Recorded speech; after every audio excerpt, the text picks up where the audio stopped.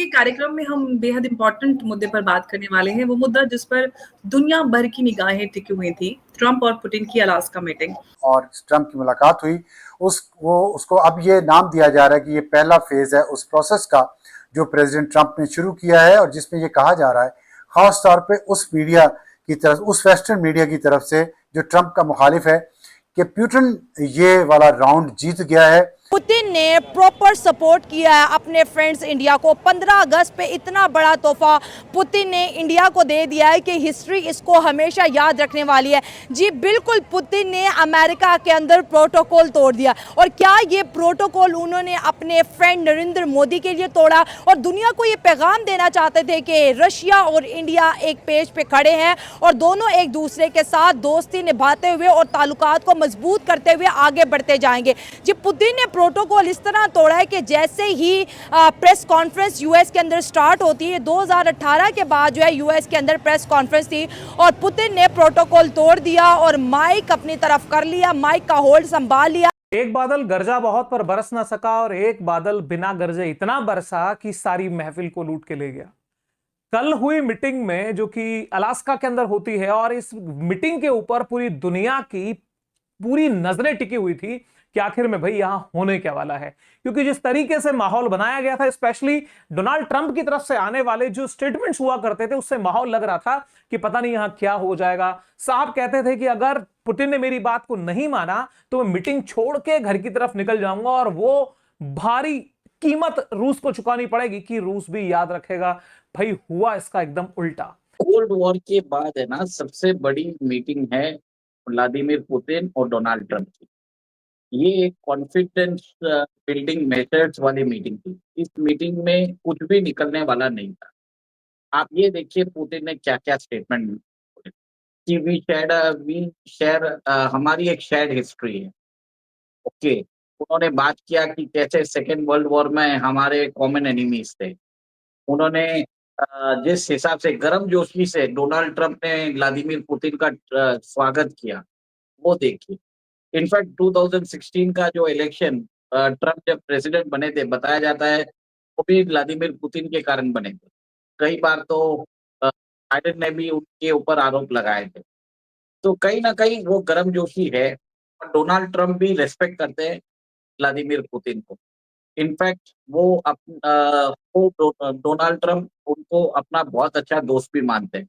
और कल जो प्रोटोकॉल दिया, जिस हिसाब से रेड कार्पेट, मतलब प्रोटोकॉल ही तोड़ दिया। ऑब्वियसली आप देखें, ये भी मैसेज दिया होगा कि अमेरिका मेरे लिए इतना इम्पोर्टेंट नहीं है। वो तो वैसे भी नहीं है ना, पुतिन के लिए वैसे भी अमेरिका इम्पोर्टेंट नहीं है। आपने देखा होगा अमेरिका की आंखों में आंखें अगर किसी ने डाली हैं तो वो रशिया ही हमें डालता हुआ दिखाई दे रहा है। दूसरी ओर आप पुतिन को देखिए, पुतिन अभी तक नाटो के सामने, अमेरिका के सामने घुटने उन्होंने नहीं टेके हैं। वो एक सक्सेसफुल लीडर की तरह न सिर्फ उन्होंने यूक्रेन के 4 महत्वपूर्ण एरियाज पर कब्जा किया है, उन्होंने वो जो लुगांस्क और डोनेस्क है, इस पूरे नॉर्दर्न एरिया के माध्यम से आगे फिर ज़पोरिज़िया होते हुए उन्होंने एक लैंड कॉरिडोर का निर्माण कर लिया है क्रेमिया तक।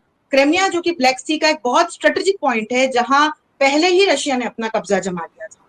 तो पुतिन की 2 शर्तें हैं। एक तो ये कि जो अब जो एरियाज जीत लिए हैं, कैप्चर हो गए हैं, वो हम वापस नहीं करेंगे यूक्रेन को।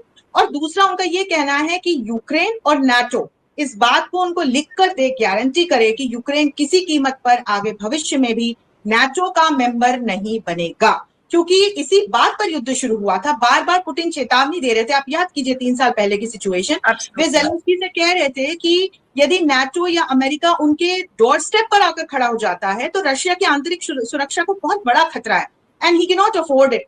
तो इसीलिए उन्होंने ये आक्रमण किया था। It was a royal majestic welcome. It was a welcome between equals. मतलब जैसा लग रहा था कि दोनों इक्वल्स है, जबकि पुतिन को सम्मान बाइडेन एडमिनिस्ट्रेशन ने कभी दिया ही नहीं, यूरोपियन यूनियन ने कभी दिया ही नहीं। उसको एक थ्रेट के जैसे पेंट करते रहे। पुतिन को वो सम्मान मिल चुका है। आज रशिया जो है, बताया जाता है कि रशिया अमेरिका से कमजोर है, चाइना का जूनियर पार्टनर है। पर ये बताइए, जिस नेशन के पास वर्ल्ड का सबसे बड़ा न्यूक्लियर आर्सेनल है, 6,500 वेपन्स है उनके पास, अमेरिका के पास 6,000 है, जिसके पास फूड, फ्यूल और फर्टिलाइजर है, और जिसके पास इतना बड़ा आर्टिक का कोस्ट है, जिसमें वो नेचुरल रिसोर्सेज है, that is worth around $50 trillion, वो अनएक्सप्लोर्ड है। उसकी इकोनॉमी साइज भले सिर्फ आप समझ लीजिए 2-2.5 ट्रिलियन की होगी, बट लैंड एरिया देखिए भारत से 7x ज्यादा है, उसकी पॉपुलेशन 10% है, अमेरिका से 3 गुना बड़ा है। और रशिया एक तरह से रिच इन ऑल रिसोर्सेस, एक तरह से क्लोज्ड इकोनॉमी जैसा है, ओलिगार्किक इकोनॉमी। और वहां पे पुतिन की ओवरवेलमिंग फेवरेट है। 25 साल से पुतिन रूल कर रहे हैं रशिया को, आज भी उनकी अप्रूवल रेटिंग 79 to 80% है। और डोनाल्ड ट्रंप भी कहीं ना कहीं अमेरिकन राष्ट्रपति आते हैं, वो 4 साल से ऊपर रहते नहीं। तो कल जिस गर्मजोशी से स्वागत हुआ, ये कॉन्फिडेंस बिल्डिंग मेजर्स था। इससे सीज फायर का कोई उम्मीद नहीं था, क्योंकि जेलेंस्की थे नहीं। क्लियर कट रशिया ने बोल दिया है कि हम ईस्टर्न यूक्रेन अपना ले लेंगे, और आपको अगर मानना है तो मान लो, नहीं तो छोड़ दो। अलास्का के एंकोरेज में अमेरिकी राष्ट्रपति डोनाल्ड ट्रंप और रूसी राष्ट्रपति व्लादिमीर पुतिन की आमने सामने मुलाकात का कोई ठोस नतीजा सामने नहीं आया। व्हाइट हाउस ने कहा था कि बातचीत का मुख्य मुद्दा यूक्रेन युद्ध होगा, लेकिन लगभग 3 घंटे चली बातचीत के बाद रूस यूक्रेन युद्ध को रोकने पर सहमति बनाने का कोई संकेत नहीं मिला।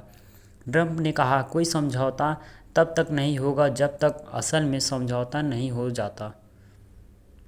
वहीं पुतिन ने कहा कि संघर्ष रूस यूक्रेन के ख़त्म करने के लिए उसके मूल कारण को ख़त्म करना होगा।